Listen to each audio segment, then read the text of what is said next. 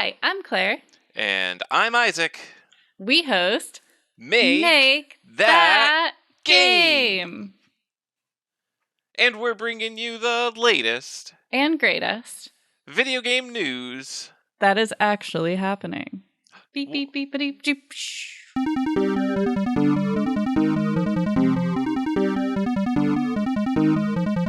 We That's do the that? news We sound. do real things? Mm-hmm. Wow. Actually, we have news music, so that'll, yeah. We have news music. Good. Yeah. Good. You made it. You sent it to me. I know. You composed it and everything. I'm plugging myself. Hey Claire. Yeah. Do you have any news and updates for this news show? I guess, yeah. Not too much. So I did see a news. I'm gonna pull it up on the device. I know, I'm sorry. I told you not to do that. But just so I can get the names right. No, it's fine. That just means that I get to keep doing it. So yeah, no, that's true. That's what we actually, love. That's actually accurate. When I get to do it. You get to do it. You get to use your phone. Basically, the gist of it is there was a study done on teenage brain development, and part of that was asking them if they play video games, and it's showing that the developing teenage brains that play video games are outperforming the non-video game players on a lot of things like memory and attention. Okay. Which is pretty cool. So yeah, literacy? I can't find the article. I don't know. They didn't talk about it in the article. Oh, because I feel like there's some games where it would vastly help with literacy, like big texty games. Yeah. No, I would agree with that. Visual novels. Especially because you read really fast, but you comprehend too. Like it's not like you're just skimming and you don't know what's going on, because that's reading. That's a version of reading fast where you're just like blah blah blah blah blah, go through it. But like you read really fast and then you usually understand more of what happened than I do. You have really good high. Exactly, you have to. Because it's important. There's important information in the words. And then I'm over here being like, you're like, why don't you know how to play that? And I'm like, I don't know. And you're like, didn't you read that? And I'm like, absolutely not. It says right on your screen, right now. Exactly the objective and how to do it. I'm like, I don't have time to read. What are you talking about? Yeah. Reading is for nerds. I mean, I will say, I'll link the article because I couldn't find it just now, even though I had it up. But so if anyone wants to dive deep into the study, they can. I mean, it just kind of adds to a growing amount of research that just shows that like video games are not terrible for kids and like actually have benefits for kids. So that's it. Pretty good stuff. Gaming updates for me personally. So since we moved away from Honks and Bonks, it's actually been awesome because I feel like I can just play the same game over and over again like a true gamer. And actually finish one. Well, we'll see, because what I've been playing is Animal Crossing, the game that you can never finish. The unfinishable game. Although, you did sort of finish it, right? So I got back into Animal Crossing, which has been really fun. I don't know what was holding me from getting back to it, and I also don't know what drew me back in. Maybe it's just the fall vibes, but I was like, I'm into it. I'm here. Let's play Animal Crossing every day. So I've been doing that for the past couple of weeks, and I did finally finish the Paradise Planning like story arc situation. So I made 30 homes and 4 facilities, and then DJ KK came to the island. We had a rave, and now I can design animals' homes on my own island for 9,000 bells to Tom Nook. So now, is 9,000 bells a lot contextually? Well, I guess it depends how you play Animal Crossing. Like for me, no, because you bankrolled me like 2 million bells once. So I just kind of live off that. So like 9,000 is not a lot. But I think if you, don't play the stock market and don't, do stuff to get money, then it would be hard. It would be expensive. Yeah, I guess if you don't do stuff to get money, you would have a lot of money. I guess I should say I don't do a lot of things to get bells. Like I could probably be much more wealthy in the game, but I do like the bare minimum, and I just sell things because I have like overstock. I don't like try super hard to get money. So fair. Yeah, but yeah, so that's exciting. And I redesigned Eunice's house, so I'll be making progress there. So I'm having a lot of fun. I did also start to play Ori again, and then I immediately regretted it because I'm like so stuck. It's so frustrating. This game is so hard. It's so hard, but I keep playing it. But it's fun and good? I mean, yeah, it's like it's so frustrating and hard, but then once you do it, you're like, wow, awesome. That So was fun. satisfying. Yeah, That was so great. it is fun.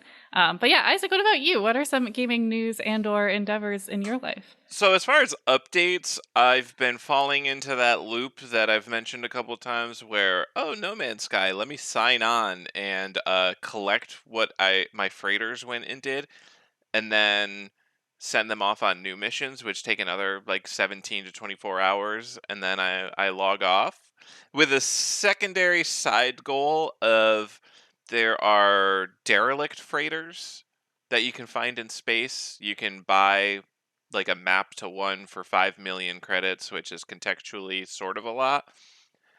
And then you can go there and then you can raid it. And it's like a spooky haunted ship.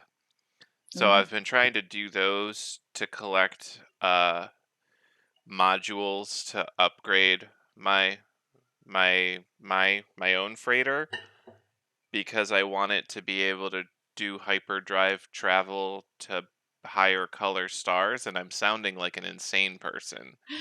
Well, higher Right, this color is stars, I mean, that's a real space thing, right? it actually is. So there's yellow stars, there's red stars, blue stars, and green stars. And you need certain classes of hyperdrive to travel to certain systems. You need to like use certain kinds of fuel.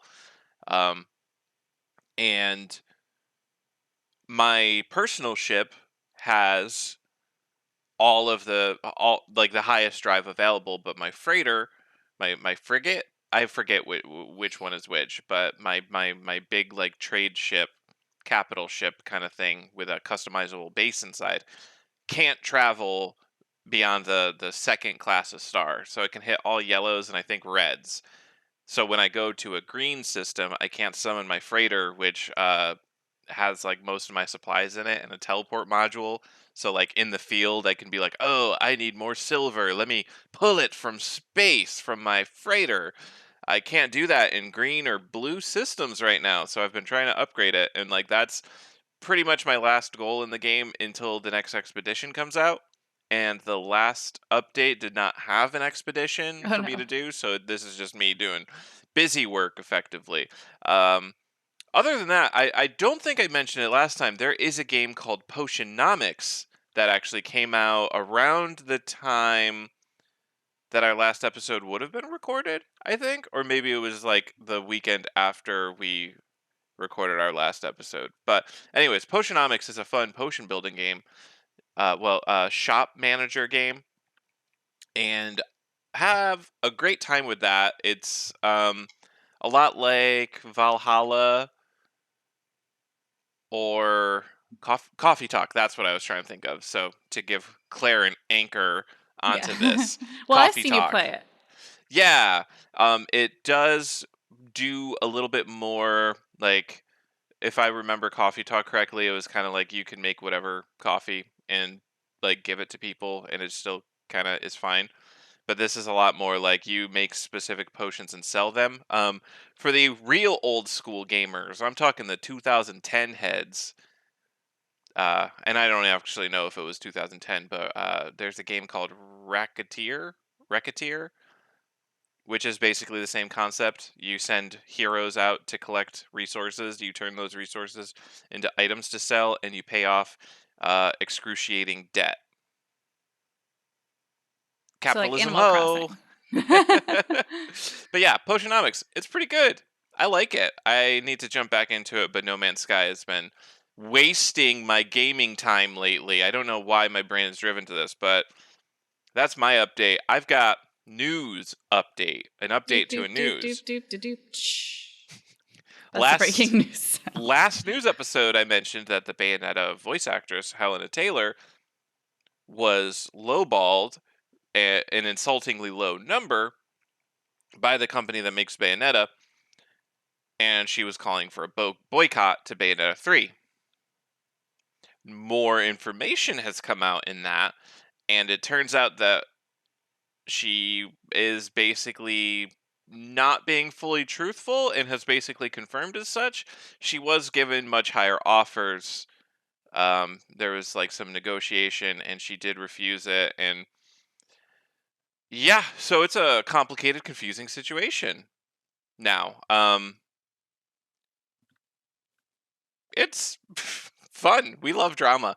Uh, so just a little update to that. In the previous episode, we were pretty staunchly pro voice actor side, but now it's a little shadier, a little gloomier, a little harder to tell who's in the right and who's in the wrong.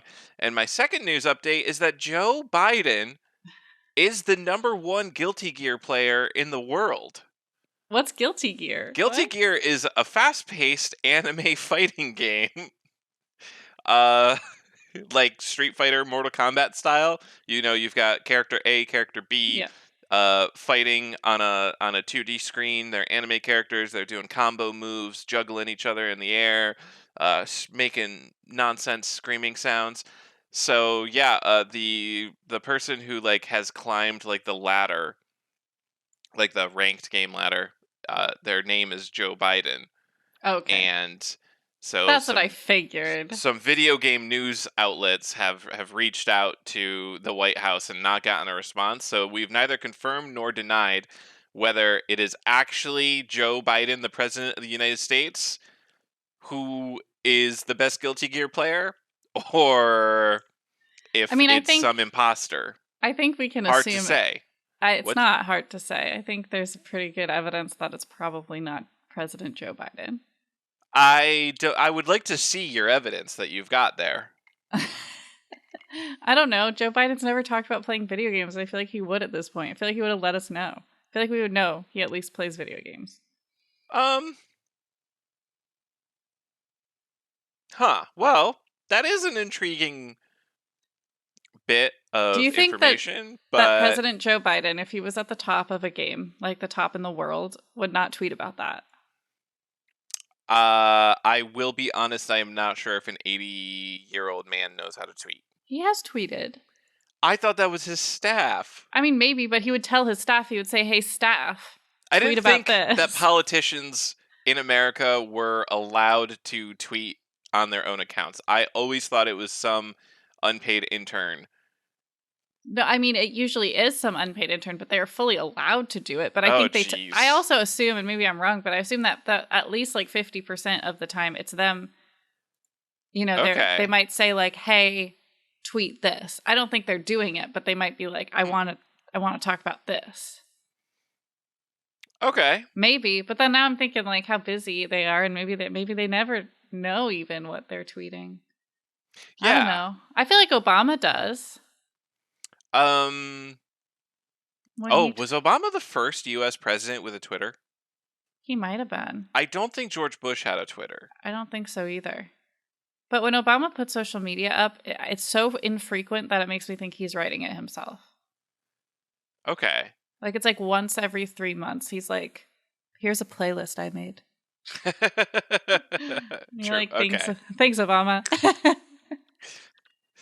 All right. Anyways, so that's yeah, it's a pretty slow week, and I just don't know if I missed something. I feel like there was something that I forgot to write down that I saw that was like, that's good news. I know some news you shared with me. There's going to be a lot of Kirby games at AGDQ in January. Oh, that's right. AGDQ released their list, which subject to change, but they released the list of runners and games. You can check that out. You can start your schedule now because AGDQ happens in January.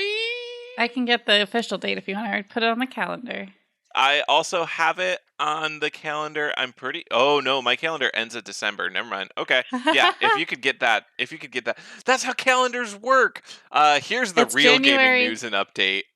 I just figured out how calendars work, folks. Oh boy. It starts January 8th and it goes through January 15th.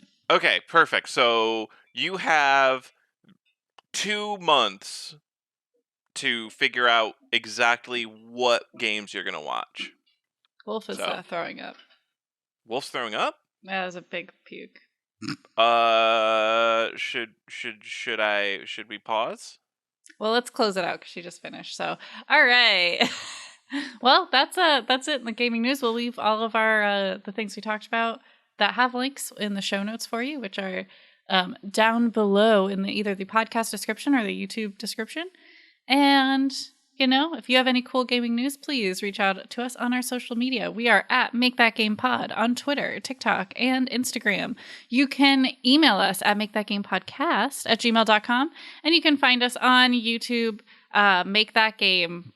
Google it, search it, YouTube it, channel. And then once you get there, subscribe to us, because once we get 100 subscribers, we can have a vanity URL so that we can tell you just go to youtube.com/ Yes. Make Hopefully that make pod. that game. Hopefully we get it. But we'll see. All right. Well, anyway, thanks, and we'll be back with a full episode coming your way. Bye.